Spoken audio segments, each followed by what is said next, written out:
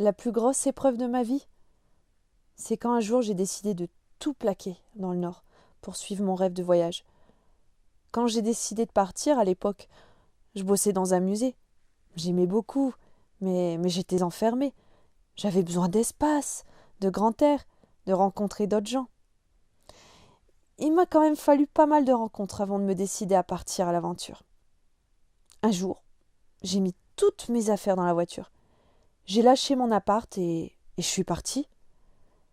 J'avais toujours eu dans l'idée, en fait, après mes études, d'aller faire un tour de France, bosser à droite à gauche, faire plein de petits contrats, rencontrer des gens, voir des paysages, vraiment faire mon expérience.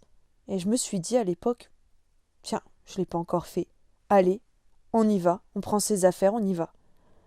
Et je suis partie donc sur les routes de France toute seule. À l'époque, c'était assez compliqué en fait sur le plan sentimental et familial. Je me suis dit, carpe diem, on y va.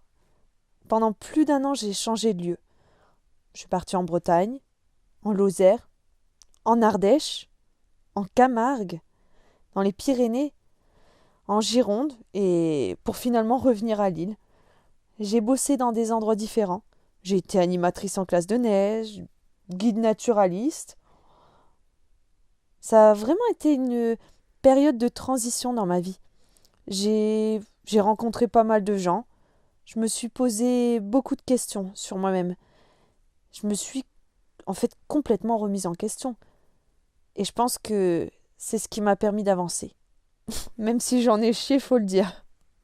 Je n'ai pas peur de ne pas mettre de côté ou d'acheter une maison. Je n'y pense pas. Ça ne m'intéresse pas.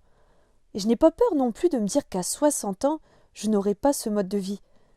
C'est pas mon idéal, je pense. Je préfère rester libre d'aller où je veux.